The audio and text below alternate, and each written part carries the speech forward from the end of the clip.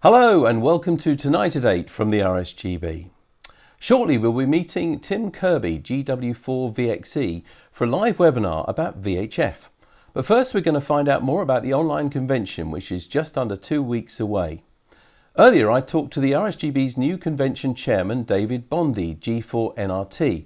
And first I suggested to him that this year was probably not quite what he was expecting when he took on his new role. Well, you're absolutely right there, David. We start the planning for the convention at the start of the calendar year. So when we started in January, we really expected we would have just a normal convention, which we have every year. We'd have a number of streams. It would all be held in one place, and we would combine it with the AMSAT UK colloquium.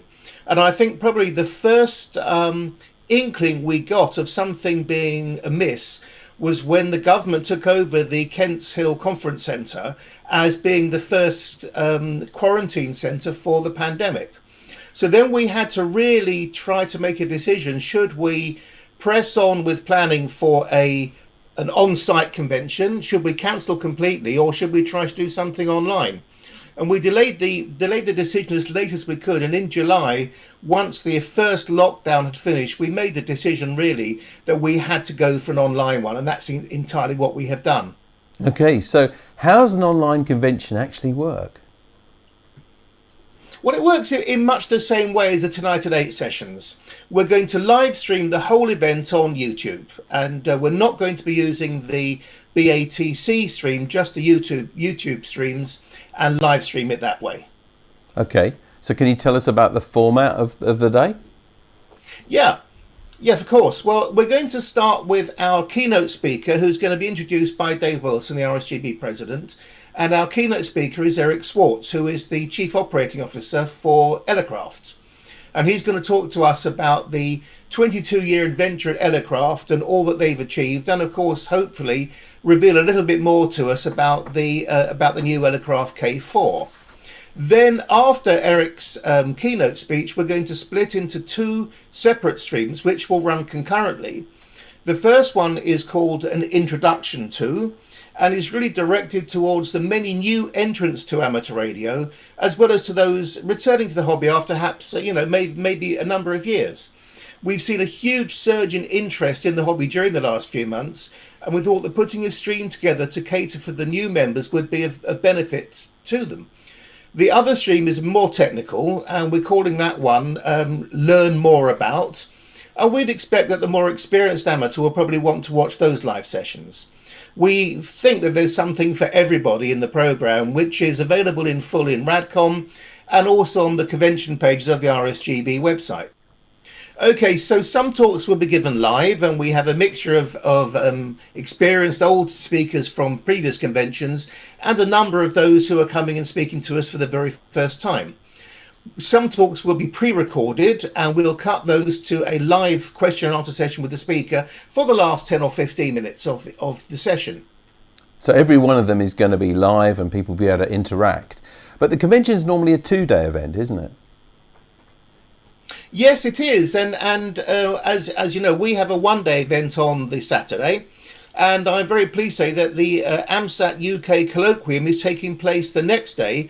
That's also going to be an online event. And so, although our event is only 1 day, there's a whole weekend of amateur radio for people to look forward to.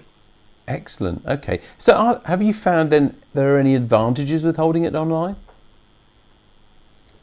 Well, yes, indeed. I mean, I would say the principal one is we are in no way limited to where our speakers are coming from. So our keynote speaker, Eric Swartz, who is the co-founder of Ellercraft, as I mentioned, he's speaking to us live from California. Another speaker, Bruce P., who is the founder of the excellent Dit FM podcast, will be talking to us about improving your CW live from his home in Chicago. We have another speaker speaking to us from Denmark, plus speakers from Scotland and all over the UK. So we're able to make use of the technology available to us and therefore widen the scope of where the speakers are coming from. We're also planning to bring in the RSGB National Radio Centre at Bletchley Park on a live feed at various times during the day, and we'll be reporting the frequencies that they're using live using social media. Wow, it all sounds really interesting. So how do people register, and how much does the convention cost to attend?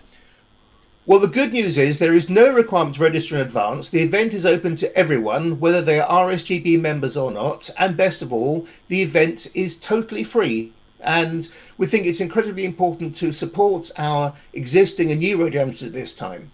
Likewise, the AMSAT colloquium the following day is also open to everyone, members or non-members, and is also going to be totally free. But what would happen if I want to see two sessions on at the same time? Will any be repeated? Well, we're not planning to actually repeat any of the sessions, but we are going to have videos of the whole event and of the individual lectures, which will be put up onto the RSGB website and onto YouTube, probably much more quickly than has happened in previous conventions. So we'll put those all online a very few days after the event. So you will be able to view them, the things you've missed, within a few days of the convention. Well, it sounds fantastic, David. So does this mean, do you think that future conventions will also be online? No, not at all. We really hope this is a one-off, and we fully expect to revert to our normal convention format, hopefully still in Milton Keynes in 2021, so people can still enjoy the element of meeting together at the event, of the gala dinner, of the special interest groups, and of all the other things that go with the RSGB convention, apart from just the lectures. All right, well, I'm really looking forward to it. Just tell us again what the date is. Yes, it is Saturday, the 10th of October. Our keynote address will be starting at 9 o'clock, so introduced by Dave Wilson at 8:45. And we have a full programme of lectures right through the day, finishing at 5 p.m. And the details are on the RSGB website at www.rsgb.org/convention. That was David Bondy, G4NRT, speaking to me earlier and giving us an insight into this year's online convention, which, as he said, is just over a week away on the Saturday, the 10th of October. And you can find out more by visiting rsgb.org/convention. That's at the bottom of your screens now. Now on to our main presentation. Much of the amateur radio is focused around the HF bands, but there's also a lot happening on VHF with many different techniques and modes, as well as exciting opportunities for long distance operating using satellite technology. Our presenter has long been interested in the higher frequencies and is about to let us into his world of VHF. So it's a very warm welcome to Tim Kirby, GW4XE. Hello, Tim. Hello, David. How are you? I'm good. How are you? Yeah, I'm great. I'm really excited about this idea of an online convention. It's so good. You know, it's lovely to be able to go and see people in the flesh. But you know, in these times, and particularly if you live somewhere far flung like this, out in West Wales, how wonderful to have all the presentations come to you. Anyway. Yeah, no, it's brilliant. I'm like you. I'm really looking forward to it, and it will be exciting. And although it's not quite like being there, I think it'll be the next best thing. So, yeah, and before, I think so. Yeah, absolutely. And before we see your presentation, just a reminder that if you're watching this on Monday, the 28th of September, then this is live, and you can ask questions and add comments at any time on either BATC or on YouTube during the presentation or straight afterwards. Please include your first name and call sign, if you have one, within the message. Also, please note that you can make this video stream fill your screen on most devices, usually by double-clicking on the picture or clicking on the full screen button. But now it's time for the presentation. So back to you, Tim. Thank you very much, David. Wonderful. Well, good evening, everyone. It's lovely to have the opportunity to talk to you about VHF. And I thought, you know, David set the scene really nicely there. I think when a lot of people get licensed straight away, they think, oh, I want to go on HF and so on. Well, my job this evening is to tell you a little bit about VHF and UHF, what I find fascinating about it. And I hope at the end of it, you'll be tempted to do a little bit more on VHF, UHF. Anyway, let's see how it goes. So I've talked about my world of VHF. The reason I've done that is to say, well, this is what I think. It's not the only way that you can consider things. And some of you watching this may think, as we go through certain things, I don't agree with that, and that's fine. I think one of the wonderful things about our hobby is that there are so many different aspects of it, so many different views, and I think the worst thing that I see from time to time is people trying to inflict their views on everybody. So I don't want to do that. But what I do want to do is to try and enthuse you to do a little bit more VHF, UHF operating. So we've got an awful lot to talk about this evening and not very much time. So I may end up speaking rather quickly, and there are some things that I would like to talk for longer about, which we may not get the chance to do. But hopefully it'll serve a good introduction. So we'll cover why should you have a look at VHF, UHF, why should you bother? We'll go through very quickly the different VHF, UHF bands, what you might expect there, the different types of propagation, what sort of gear you can get. I'll talk a little bit about what I'm doing here at GW4VXE on VHF and UHF. I hope you might find that interesting. And then we'll end up with a slide that'll hopefully give you some ideas of where you can find out more if I've done my job properly and you would like to learn more. So there we are. There's the first slide. There's one of our cats, Pippi, listening to 70 centimeters. So VHF, UHF, why should I bother? Why should you bother? Well, I think, a lot of people say, oh, well, 2 meters is a great chat band. And sure enough, it is. How many club nets are there on 2 meters FM? On 70 SEMS perhaps.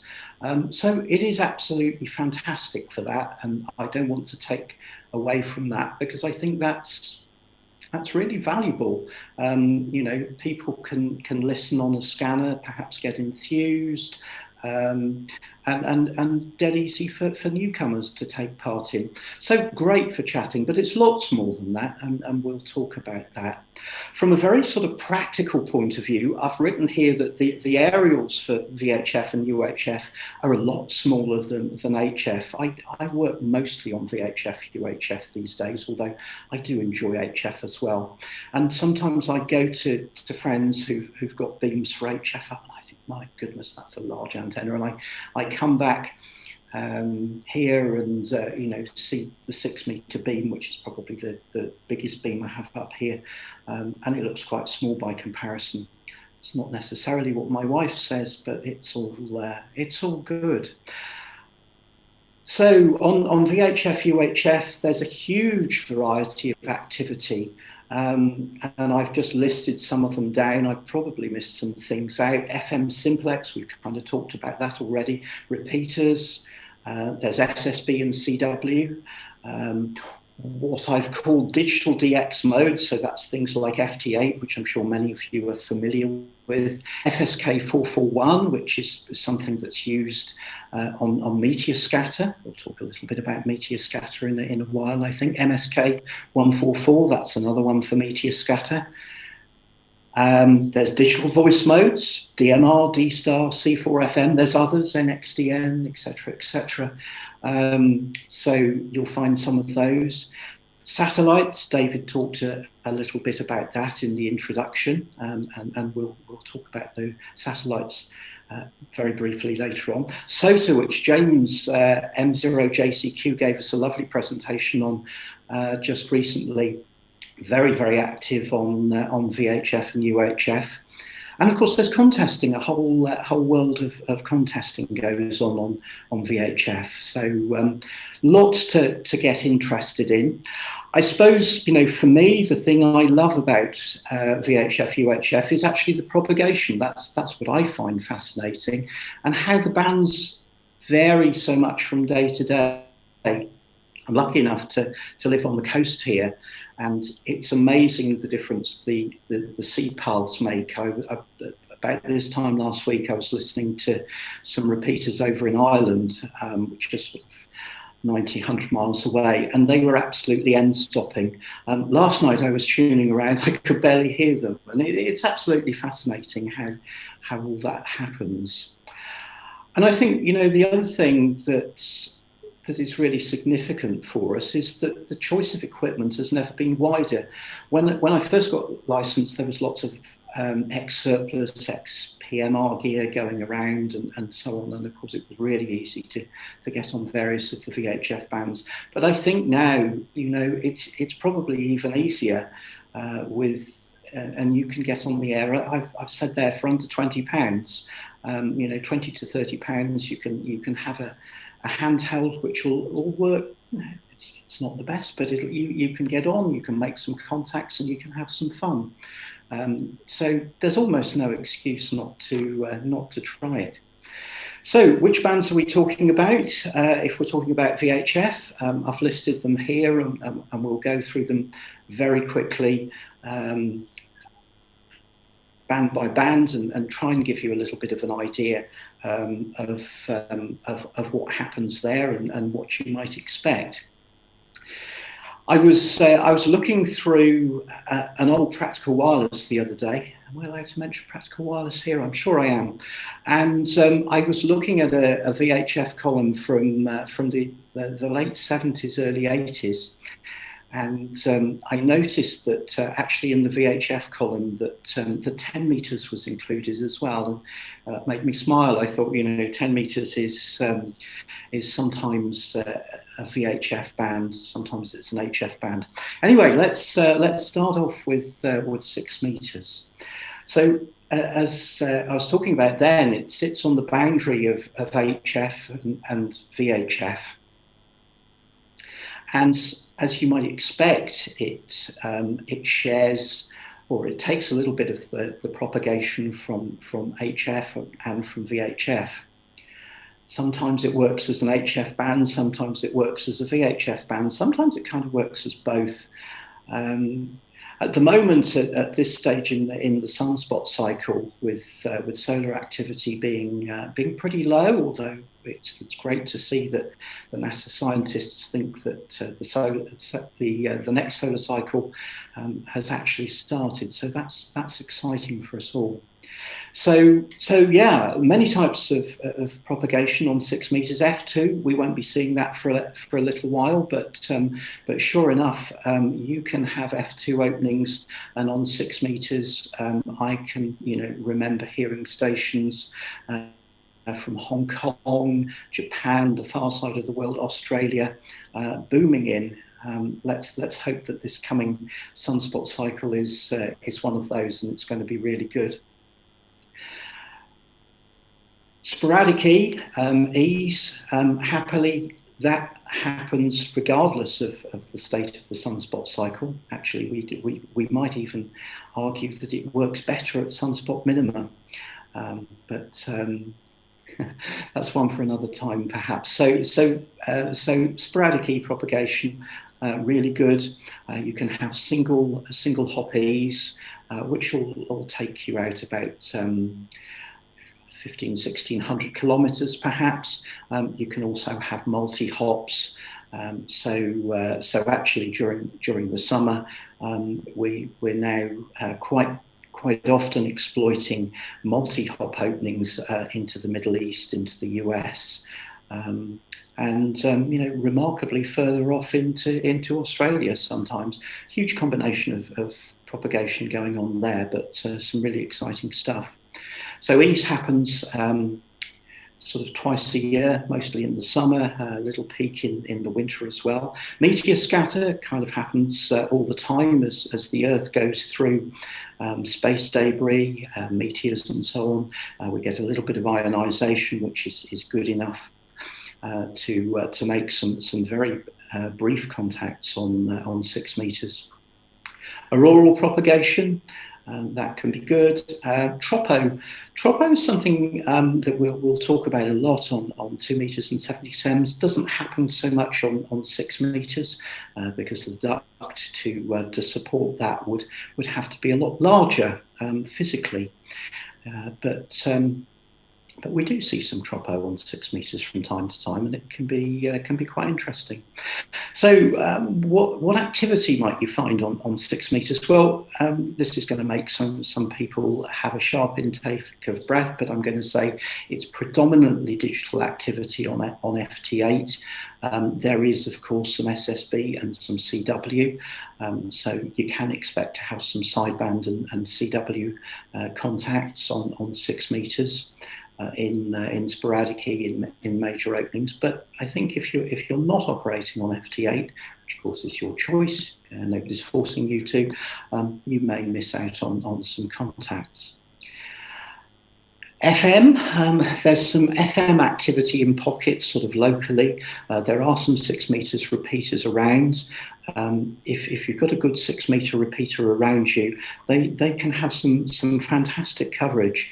I used to love using the GB3 Fox November, Fox Mike, I can't remember. Down in Farnham on 6 meters, there was a great repeater, and I used to be able to work that way up towards Birmingham on the M40 and in the Cotswolds, and have lots of interesting contacts with people. So 6 meter repeaters can be really interesting. Simplex FM on 6 meters, there's a bit, not too much, but you might find some sporadic E on 51.51. But I think, predominantly it's going to be digital modes, it's going to be SSB, CW, unless you know that you have some local FM activity. Talked a little bit about the summer E season, but it's fantastic for working Europe and further afield if you're lucky with simple aerials. When I'm writing my VHF column for PW, I love getting emails from people that said, I made some contacts around Europe, and I tuned up my 80 meter dipole or my end-fed antenna or whatever, and I had some really strong contacts around Europe, and that's wonderful, and you really can. If the propagation is right for you, then you'll work it with whatever. But verticals, dipoles, whatever you like, that will do really well for working around Europe. If you want to work a little bit further afield, then you'll certainly benefit from having a beam up. But having said all that, when I was back in Oxfordshire before we moved out here to Wales, my only antenna on 6 meters was a vertical. A tri-band vertical, and I certainly worked into the States and the Middle East on FT8 with one of those. So there's lots you can do with really simple aerials. If you're interested in contesting, 6 meters sees some UK activity contests during the week, as well as other events during the year. That's probably the fastest I've ever talked about 6 meters. We could do a whole talk, I think, on 6 meters. So yeah, it feels really difficult to turn the page here. 4 meters, that's another really interesting band. It used to be very much of a niche band. It was the case that it was pretty much the UK, Cyprus, Gibraltar, all those type countries, only they had access to 4 meters. But that's changed over the last few years, and you'll see that there's lots more activity around Europe. So that makes the sporadic E season a lot more fun. There's also activity from much further afield. For example, I think some stations in the Middle East are active, which is fantastic. South Africa's on the band, just waiting for that next sunspot cycle to pick up and see some QSOs down to South Africa on 4 meters. Unfortunately, there's no allocation in North America, so that could be challenging. But there have been cross-band contacts made from 4 meters to 6 meters with a UK station transmitting on 4 meters and being received in Canada on that band, and the Canadian transmitting back on 6 meters.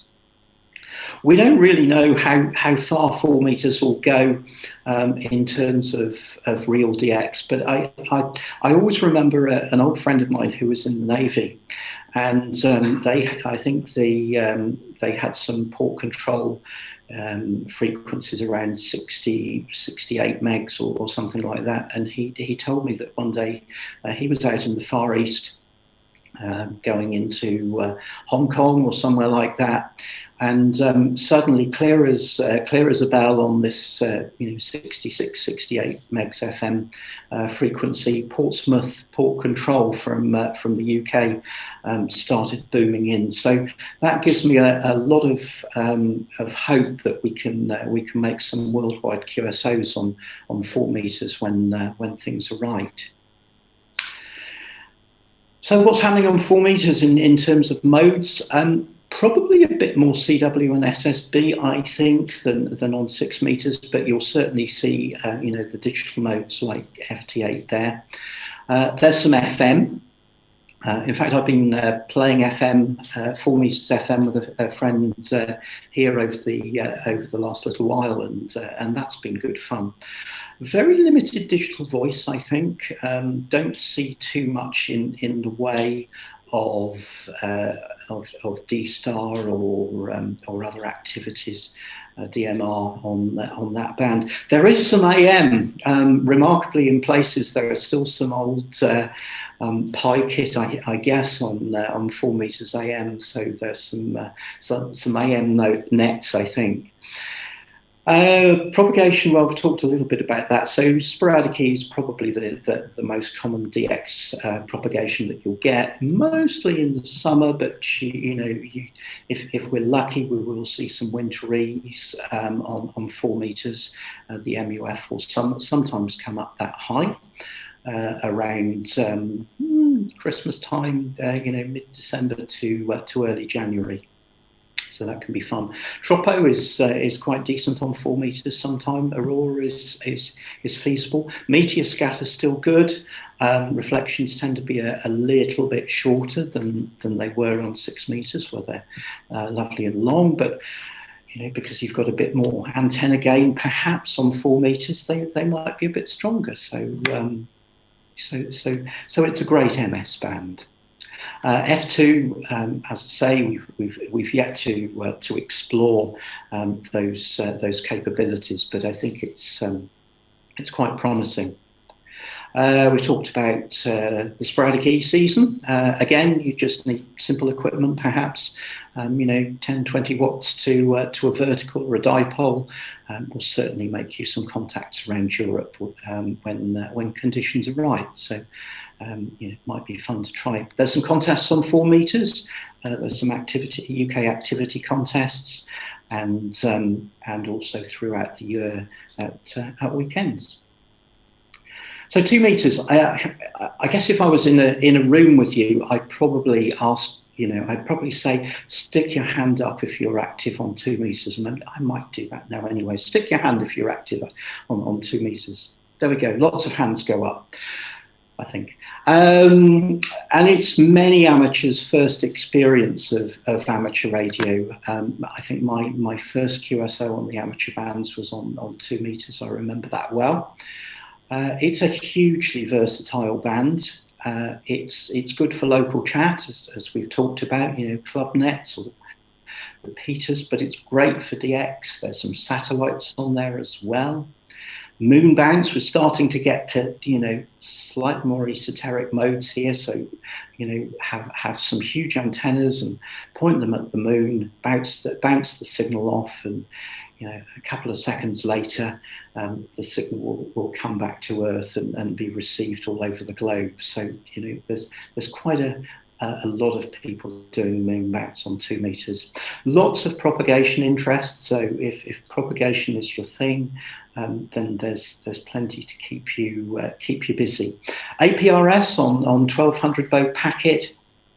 Quite a lot on one. If you listen on 144.8, if you're in Europe, if you're in the US, and I know hello to some of the US guys who I know are listening, on 144.39 over there.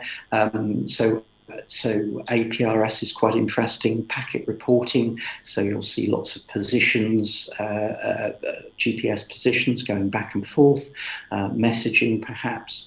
So that can be quite interesting. So, you have a listen on 144.8, and if you hear a sort of zap, that's the zap of 1200 baud packet, and most likely APRS activity. It's a great band for portable activity, and I've said formal or informal. What do I mean by that? I kind of mean formal is, if you're going out contesting with a caravan and sticking up a big mast and putting up lots of antennas. That's kind of quite formal. But informal, I mean, well, if you go out to walking the dog or go out for a walk up a hill, just stick a handheld in your pocket, like I tend to do quite often. That's in what I call informal portable operating, and you can have some lovely contacts, from the top of the hills or through repeaters or whatever when you're out and about. And 2 meters is great for that. So lots of FM on 2 meters. There's some CW and SSB. A friend of mine was saying the other day, SSB has gone mad again on 2 meters. I don't know. I'm not sure if that's wishful thinking on his behalf, but I know there is some activity. There's a huge amount of FT8 activity as well, and if you've read some of the stuff that I've written recently in a couple of the mags, you'll know that I've been very keen to suggest people try FT8 on 2 meters with whatever antennas they have. You might have a vertical up at home, or you might have a beam, or you might have both. I really encourage you to try FT8 on 2 meters. When I was back in Oxfordshire, I had some contacts that never failed to surprise me on FT8 using 2 meters and a very simple setup. So really encourage you to do that if you're interested in propagation. Digital voice modes as well. I think it's mainly C4FM, so that's Yaesu's fusion system, and D-Star on 2 meters. I don't know why there aren't that many DMR repeaters on 2 meters, but there are 1 or 2 actually, I know. But predominantly it seems to be things like dual mode devices, which run between analog FM and fusion. Those are really nice machines, and D-Star. So propagation. Well, what propagation do we see on 2 meters? Tropo. And that's when you get a tropo duct, and the 2 meter signal sort of runs along the duct and comes out somewhere interesting.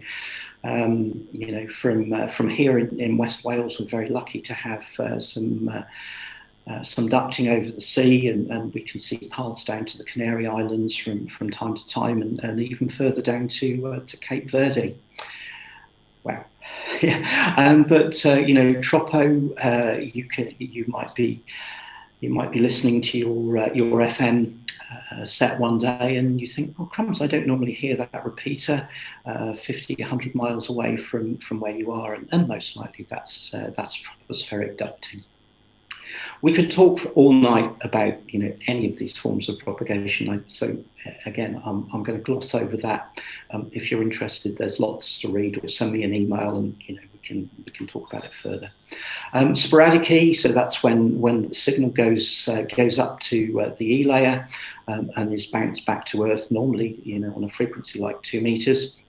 It goes straight through the E layer and out into space. But when things are good, normally in the summer, your 2 meter signal may come back to Earth, and you can have a contact, perhaps 2,000 distant, or sometimes you'll even get multi-hop sporadic E. So that's generally in the summer, June, July time. Although I do remember seeing a sporadic E opening last December, which is quite unusual. But so be aware of winteries as well. Aurora, point your antennas north, bounce the signal off the auroral curtain, and you can make some very interesting contacts. Maybe up to northern Sweden, northern Scotland, any of those things. For anybody who's up in the north, Aurora is fascinating, and also Aurora E, which I haven't even mentioned there, can be very interesting. Meteor scatter, that's a good thing on 2 meters. Again, kind of like sporadic E in terms of the distance, but the reflections from a passing meteor tend to be a lot shorter on 2 meters than they would be on 6 meters. But in a good shower, perhaps the Perseids in August, or the Quadrantids in January, you can get some quite long, say 15, 20, 30 second bursts, which you can complete contacts on. That's predominantly done via computers now. In the old days, we used to do SSB or CW. Love to talk about that, but we haven't got time this evening. Aircraft scatter is another thing that I think we're making a lot more contacts from on VHF, generally on 2 meters. Particularly if you've got a simple antenna, something like a vertical. I used to, when I was back in Oxfordshire, I would see signals peak up for a minute or so, just long enough to make a QSO, and I could see the Doppler shift on the signal, so I would know that it was an aircraft that was moving around. And there's some brilliant software which called Air Scout, which you can actually use, and you can tell which aircraft is reflecting your signals. That's a whole other talk, but something that you might find interesting. So I've also put down here, the aerials for 2 meters are getting to manageable size for small plots or balconies. A friend of mine in Belgium is very successful with a antenna that's mounted on his balcony. And he does really well. And I've put there, digital modes help small stations. 70 SEMS, well, another really versatile band, great for local chat, repeaters that are there. Great for DX as well. The DX tends to be, generally not quite as far as on 2 meters. It's a good band for satellites. Again, moon bounce. We'll talk about that in a second. But it's starting. It's a very, very good band for moon bounce in that you want lots of antennas, or lots of antenna gain, I should say, for moon bounce. But at 70 SEMS, your aerials are starting to get smaller. So 70 SEMS can be your friend. Great band for portable, both going out to do contests or expeditions perhaps, or just taking your handheld out. And 70 SEMS sees huge activity in terms of digital voice, perhaps repeaters or perhaps hotspots. You won't be able to see this. I've just been visited by one of the cats who is hopefully not going to do anything appalling. Yes, so 70 SEMS is very good for hotspots. Many of you perhaps who have the MMDVM hotspots will have that on 70 SEMS, and perhaps a handheld which you can use in the locality to make QSOs on DMR and Fusion D-Star perhaps. I've also said here, maybe 70 SEMS is the best band for hand portables. Why might I say that?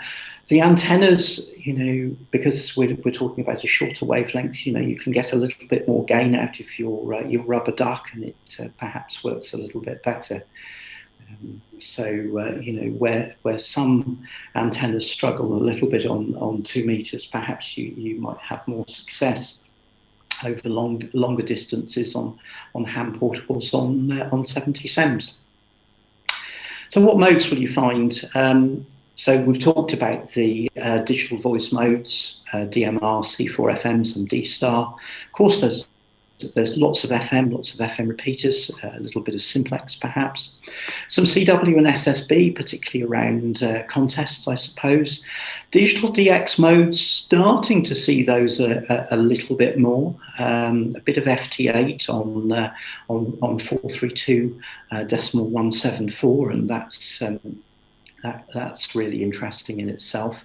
If you try moon bounce on 70 SEMS, then there's the JT65B mode, as distinct to JT65A, which you might have used on 6 meters or way back when on HF perhaps.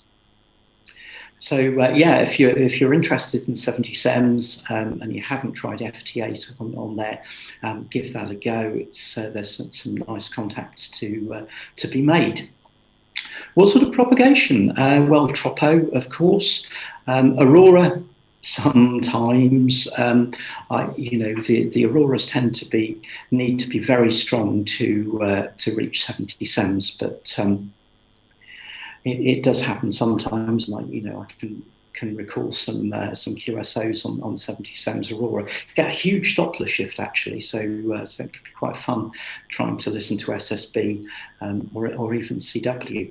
It sounds really strange.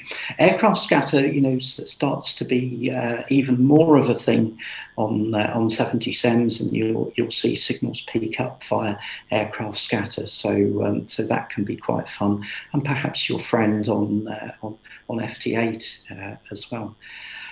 The antennas, starting to get to a much more manageable size, something like a 19 element. We used to have 19 element tonner Yagis, and I suppose they're about 10 foot long. So, lots of elements in quite a short boom length, and there's some fantastic antennas around these days with lots of gain. And I've put down back garden moon bounce here. I don't know, some of you will be familiar perhaps with Tom M0ABA, who does some brilliant work over in Essex as Mike X-Ray 0 Charlie November Sierra on 70 SEMS moon bounce, and he's worked lots of stations on with a single Yagi, so that can be a really exciting thing to try, and you can do that from quite an average urban back garden if you want to. Right, coming to the last of the bands, the 23 SEMS band. I kind of borrowed it, I think, from the microwavers, because anything over a gig is kind of a microwave band. But I think we sort of see 23 SEMS as a UHF band at least. And historically, I think it was the preserve of the specialist, but it's gaining in popularity, and I suppose that has a lot to do with it being available on the IC 9700, quite a popular rig, and also the SG Labs transverters, which perhaps you've seen. They make getting on to 23 SEMS with a couple of watts quite easy to do at fairly limited cost. So I think we are starting to see more activity on 23. What Moseley find there, CW SSB in contests in particular, a lot of people playing around with digital DX modes, some FT8, but some people are using some of the wider JT9 modes, which are quite interesting. Moonbounce, another JT65 variant, and lots of FM. It's lots of FM, not really lots of FM. Sorry, I was thinking we're on 70 SEMS. We're on 23, so not so much FM. 23 SEMS FM sounds really interesting. I've read some fascinating papers from Japan about how they use 23 SEMS FM around their cities, and of course, with the very high frequency, it bounces off all sorts of surfaces, buildings, and the like. So it'd be brilliant to see that done here, but I'm not conscious of very much of that happening. There are some 23 SEMS repeaters though. and I think they some of those act as beacons as well, which can be very useful. I haven't put it on this slide, which is really bad of me, but there's 23 some TV around as well. So what sort of propagation will you find on 23? Tropo. We've gone far too high by now. You'll notice sporadic E wasn't on the last 70 SEM slide. I'm sorry, I should have said that.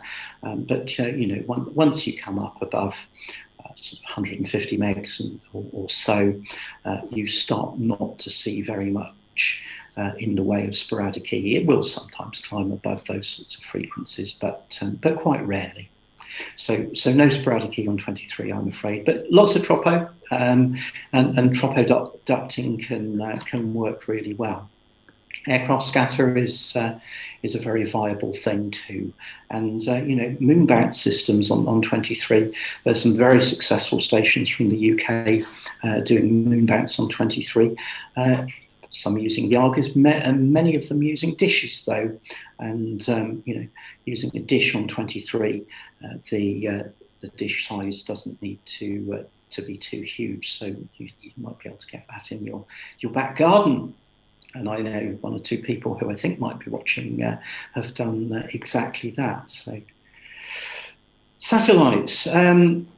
Again, this is something we could talk all night about, but just a slide, hopefully to whet your interest, whet your appetite. I think it's great. Satellites are a great way of making contacts from almost anywhere. As long as you can see some sky, then if you've got a handheld and perhaps a handheld beam for 2 meters and 70 SEMs, then you stand a good chance of making some contacts on satellites.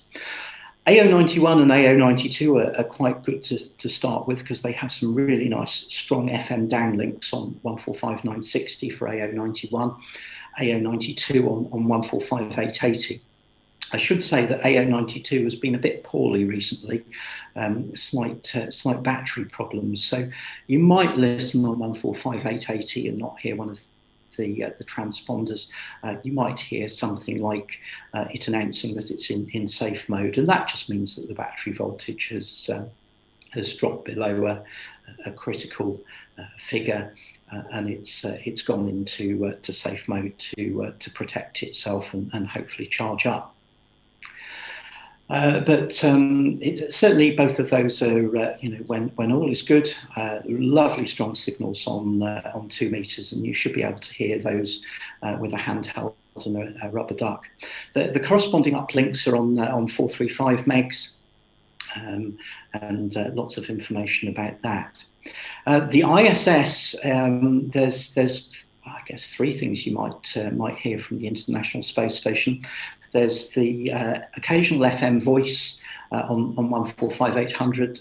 Many of you may have listened to schools contacts. That's always quite fun to listen to.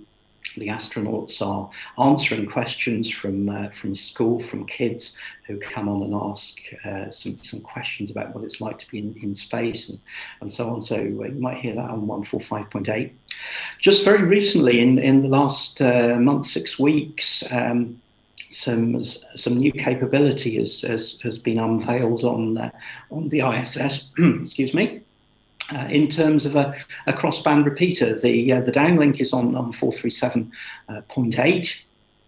Bear in mind there'll be a little bit of Doppler, so as it comes towards you, you might have to listen up as high as 437.810. For example, when it comes over the top of you, it'll be somewhere around 437.8, and when it whizzes off over the back towards the east, it might come down as low as 437.790. So just be prepared to tune around a little bit. So you should hear, if the ISS is overhead, you might well hear some activity on 437.8 or thereabouts. There's an uplink on 145.990. You will need a 67 Hertz CTC SS tone. Yeah, it's a very busy repeater. I know, when it first came on, and I think in recent weeks, a lot of people have said it. It is insanely busy. But if you haven't listened for it, it might be fun to do that, and then perhaps look at trying to make a contact or so through it in due course. It's not on at the moment, but you will sometimes hear some packet signals on 145.825, and that's an APRS digipeater on the ISS, and it's quite fun to even with just a simple handheld to digipeat your signals through the ISS digi. There's FM satellites, there's linear transponders, so that takes a chunk of one band and spits it out on another band. So you can use CW or SSB, primarily SSB on the linear transponders. You can use very simple setups. When I started to, I think, I used to read satellite columns and think that you needed sort of tracking systems and so on, but actually you can use a handheld beam and manually track the satellite yourself. And if you're on FM, you can use a 5-watt handheld, and you will be successful in the right conditions. Some people use a collinear on the FM satellites. The only thing I'd say about that is be careful, please, because as the satellite moves through the pattern of your antenna, there may be times during the pass when you cannot hear the satellite, and maybe may think that it's all quiet and put a call through. Actually, the satellite is busy, but it will hear you sometimes. Don't forget that you're transmitting and receiving on different bands, so the pattern will be different between the two bands. So we do sometimes see people unintentionally causing interference. So I'm not saying don't use a collinear, I'm just saying be very conscious of what you're doing. If you're hearing a satellite well, consistently, on your white stick vertical, then sure, go ahead, have a go. And that may work quite well on when the passes are close to the horizon, perhaps below 10 degrees or so. And I want to plug a forthcoming convention talk from Peter 2M0SQL, who knows far more about satellites than I will ever do.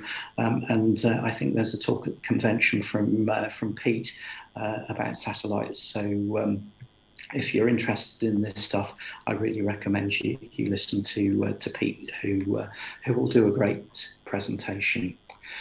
There's some contesting on across the VHF, UHF bands. I think we've kind of talked about that. A lot of CW and SSB. So, if SSB is your thing, then it's a good chance to do that. There's the occasional MGM contest, so that's perhaps FT4 or FT8.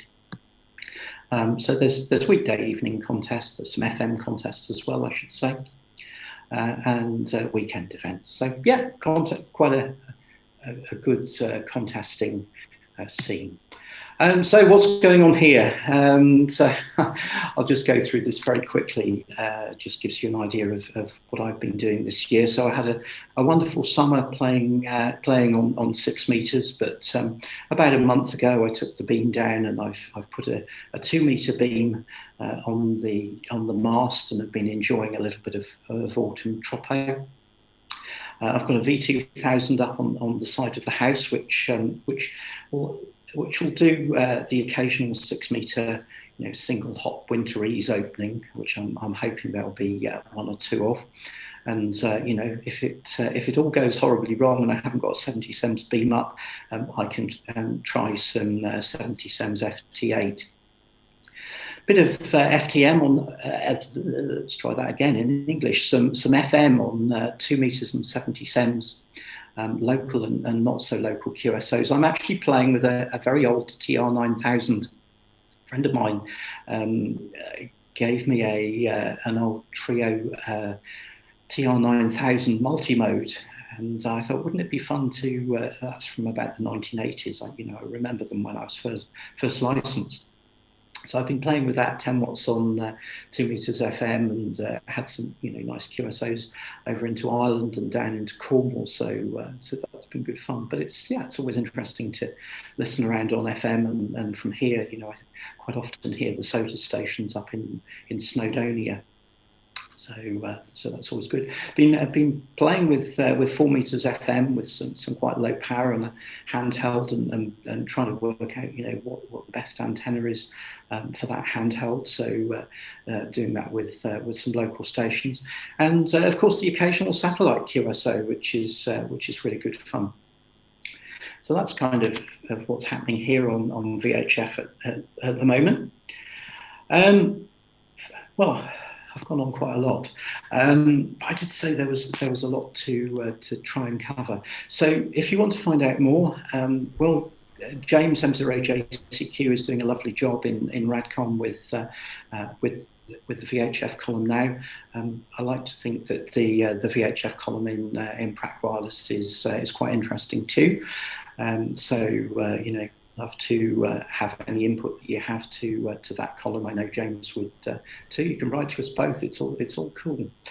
The TX Factor runs some lovely features on VHF UHF kit from time to time. So do look at what the guys do there. It's difficult to single out a blog, but Johnny i7GL's blog, I really recommend to you. It's there's always something interesting on John's blog. It's not exclusively VHF UHF, but sometimes some 10 meters, and of course the Irish guys have got some new bands around the middle of VHF as well, and there's some interesting stuff there. I've mentioned the VHF UHF DX book, and I've popped a link up there. And now that was written back in the 1980s, so some of that is perhaps outdated in terms of some of the equipment. But I do recommend you have a read of it. It's a lovely book. It's an inspiring book. It's really nicely written and edited. And certainly what the guys wrote in there about propagation, still stands true today. So you can read that for free off that link, which I really recommend to you.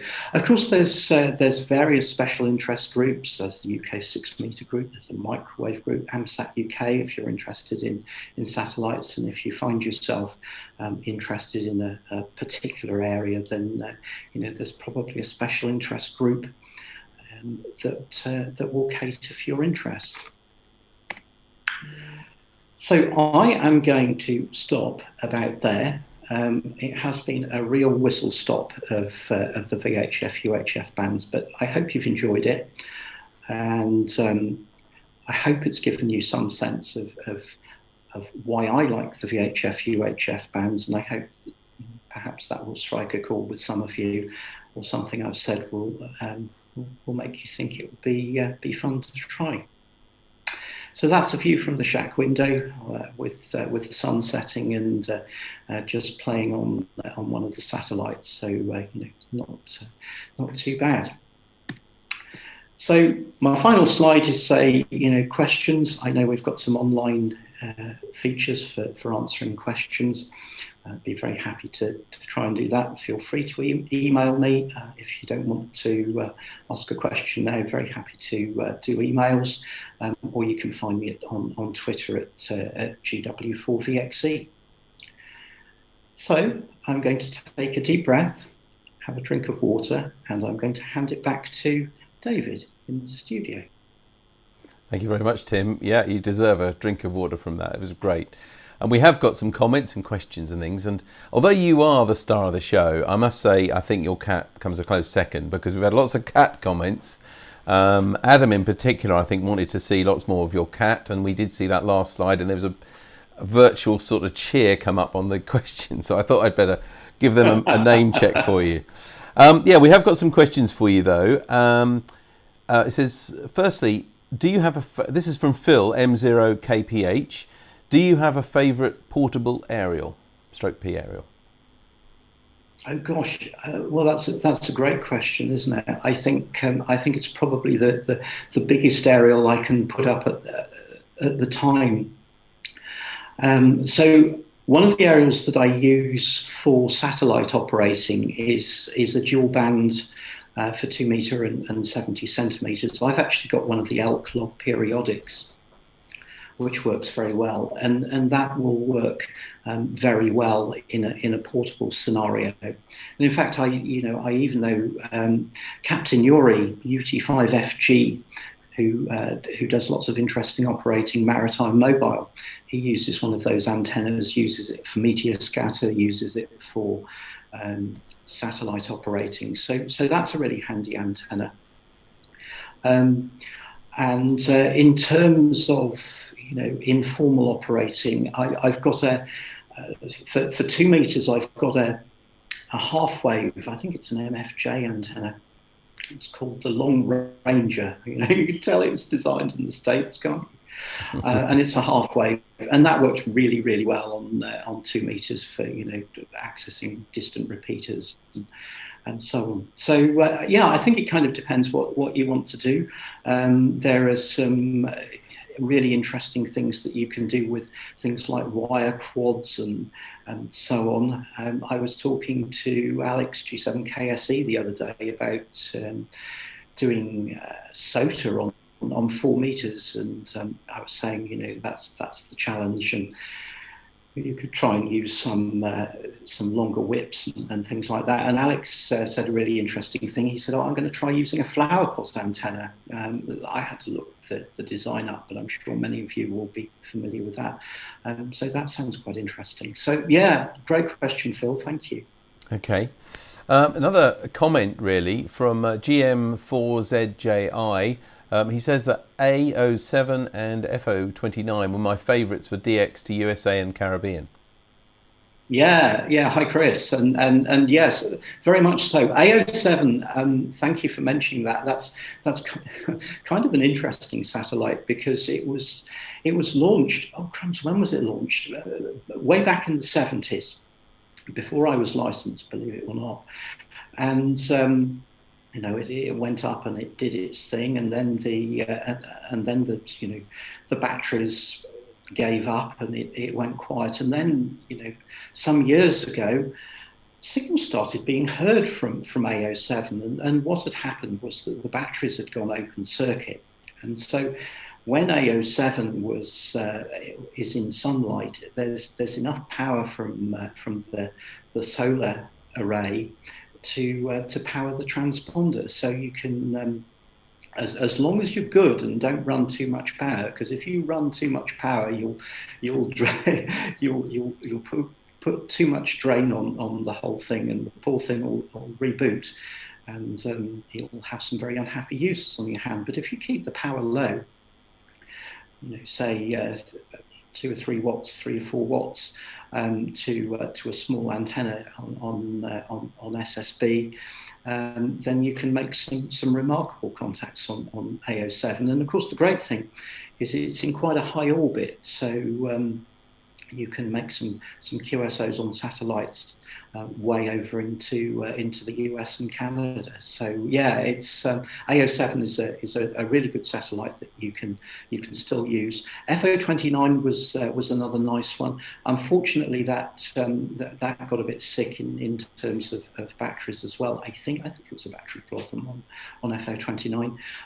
That does occasionally appear on schedule. It's a Japanese satellite, and when the JARL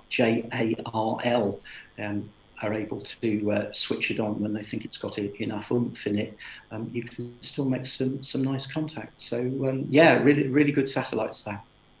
Good. I should just mention for everybody watching, if you haven't seen the comments already put on BATC and YouTube though, if you'd like to ask a question of Tim and haven't already done so, please do it now on either YouTube or the BATC, and don't forget to include your first name and your call sign if you've got one as well, because we're coming towards the end of the programme now. We've got quite a few questions more for you though, Tim. It says, hi, and this is also from your friend, I think Ian, GM4ZGI again, says, hi Tim, have you got the DX caravan ready for visitors so we can work Cape Verde on 2 meters? Must be social distancing, of course. Of course, it's such a good idea. We have talked about having something out there, so something may be possible. Watch the space. All right. Well, that sounds tempting. We've got Graham G8NWC, who I must give particular credit to because he's the one who booked you and puts a lot of the guests together for this Tonight at 8. And he's asked a question here. Do you find repeaters less busy with mobiles at all now? Yeah, hi Graham, and nice to hear from you. Yeah, I think that's probably true. I think there's all sorts of challenges around mobile operating, and there's the legislation for one thing, and making sure that if you are operating mobile, that you're able to do so in a safe way. And I don't want to get into the conversations that I see going on sometimes around that. So I think a lot of people very reasonably say, no, I don't want to be accused of being distracted by driving. So I think that's one thing. I think also it's increasingly difficult to fit radios in cars. With smaller places to try and find a place for a radio, I think that can be a challenge as well. So yeah, I think that's probably true. You do see some portable operating, which is nice. I think you're right, actually. And just as an aside, I bought a new car a few years ago now, and I was concerned. It was quite an expensive car, and I was concerned that I could fit my radio, and where should I fit it? And I know this particular car is used. It's a Land Rover. It was used a lot by the police as well. So I asked Land Rover, could I fit it and still retain my warranty? And they just said no all the way through. They just said no, even though I know that the Land Rover Discovery, is used by police, and obviously you do fit radios and things, and they just said no. So I guess that, as you said, that may be one of the reasons why people aren't so keen on fitting radios. If it's going to invalidate your warranty, whereas the older vehicles, with before they were filled with technology as they are now, they're probably less prone to it. I must say I did add it and took a chance, and I've been okay, and the warranty's out and now anyway. What else have we got here? Great talk, by the way. Lots of people are saying that to you, of course. Lots of compliments as well. Anti-Mosh, that's all I've got there. Have fun on FT8, but be aware what period you're calling, and I guess at what that time you're calling, and that other stations are listening for DX. Yeah. There's crumbs. That's something we could talk about all night as well. But I think one of the things to be very sensitive about is look at your locals in particular, and what you don't want to be doing. I've got my friend Andy just down the road, and Richard a little bit further down the road. If I see them trying to work a really weak station, the last thing that I should be trying to do is to put my transmit signal on the same period as the DX station that they're trying to work, because that's not going to be very friendly or very popular. So yeah, absolutely. And there are some suggestions about which period you should transmit in. If you're beaming east on 2 meters and so on, you then get into all sorts of questions. Well, what do you do if I'm not beaming east, and if I'm on a vertical and so on? And I don't want to go there. So I just really want to simplify it and say, just be conscious of what the stations around you are trying to do, and don't shoot them in the foot. Very reasonable as well. Oliver Goldenstein, whose call sign is DL6KBG, he says, Oliver, Tim did our satellite contacts did happen from vertical to vertical early in the spring, or do you use a rotator setup? Oh yes, hello Oliver, nice to hear from you. Yeah, actually the QSOs that I made with Oliver, I think were predominantly evening contacts on AO92, when the satellite was probably between 5 and 10, between sort of 1 and 10 degrees above the horizon, and it was a lovely pass generally in the evening, about quarter to 8:30, quarter to 9, that sort of time, perhaps a little bit later. And very low. So I was able to use my vertical antenna and I was able to hear it all the time. And so I chose to use that. But I think I have also worked, Oliver, when I've been using a manually rotated and elevated elk antenna and a handheld. So kind of both. But just, you know, there are evenings when you look at the weather outside and you think, I'm not going out there with a handheld beam. Okay. This from, all I've got is the YouTube name of Off License. Now, I don't know if it's Off License or Off License. I don't know which, but I'm sure that person knows. His question to you is, what is Tim's view on cheap Chinese handhelds? The harmonics and interference they cause is excessive. Well, I think the cheap handhelds, I think, they're varying degrees, and I have looked at some of them. There may be some of them that you have in mind, and I haven't found, the tests that I've done haven't been dreadful. So I think it's kind of okay. Having said that, some people say, oh, they're terrible and they cause terrible interference. When I've done the testing, they haven't seemed too bad, but we may find quality control varies. So please don't put your Baofeng handheld, for example, on a huge amplifier, because that would clearly be a very bad thing. But if you've got a cheap handheld on a fairly simple antenna, I think you can be reasonably comfortable that you're not going to be causing a problem. I'm not aware of anyone in the UK, for example, of Ofcom having to get involved. I may be wrong, and I'm happy to be corrected, but I'm not actually aware of any problems. So I think, be careful, don't go mad, but should be fine. I've got a Baofeng handheld here. I use it on the satellites. Works fine. Yeah, indeed. In fact, GM4 Ian, I think you said it was. I've actually used two Baofengs for FM satellites without problems. I've got Oliver, who came back and said, many thanks, Tim, was nearly the same here, always below 10 degrees using an X5000 antenna. Got a question here from Robbie EI2IP. I have the elk antenna mounted at 15 degrees and used with a rotator and can work 70% of the satellite passes. Yeah, hi Robbie. I was listening to you on 2 Meters FM the other night. I didn't get a chance to call you, but anyway, it was good to hear you. I think that's really good. And one or two, quite a few people do actually elevate their beam antennas slightly, and as Robbie says, that's a very useful technique to cover a little bit more of the satellite passes. So yeah, a really good idea. And of course, if you have a horizontal beam, a friend of mine, Graham G3VKV, he's particularly interested in working satellite DX. He uses completely horizontal beams and doesn't worry about the higher passes. So that's another way of cutting it. All right. I think that's almost it, Tim. Maybe the last word should, though, go to Adam MU0WLV, who says, thanks for the presentation, Tim. Really enjoyed it, but sadly no live cat appearance, though. So